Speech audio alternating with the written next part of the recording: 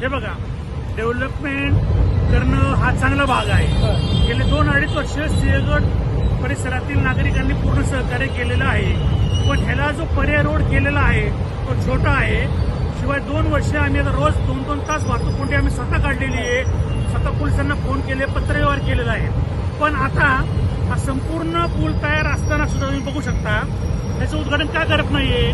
तर फक्त आम्हाला कारण दिले की डांबराचा फक्त एक थर राहिलेला आहे. त्यांच्याच अधिकाऱ्यांनी आम्हाला सांगितलं की तो थर जो आहे तो आम्ही नंतर पण मारू शकतो. आता हा जर तुम्ही नियम लावला की आम्ही डांबरात थर राहिलेला आहे, संपूर्ण पुणे शहरात जे मोठे मोठे खड्डे पडलेले आहेत ते तुम्ही का बुजवत नाही मग?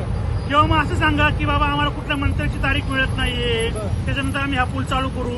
आता इथे त्यांनी बोर्ड लावलेला आहे की एक थर मारला की आम्ही पूल चालू करू. तो बोर्ड लावून झाला 8 दिवस, 4 दिवस झाले पाऊस उघडलेला आहे. मग डांबराचा थर मारायला ते म्हणले की काही तास आम्हाला द्या, आम्ही पूल चालू करतो. त्याला झाले 4 दिवस. आता इथल्या नागरिकांनी किती सहनशक्ती सहन करायचं? प्रशासनाने कुठेतरी जागे व्हावे आणि हा पूल ताबडतोब चालू करावा ही आमची मागणी आहे.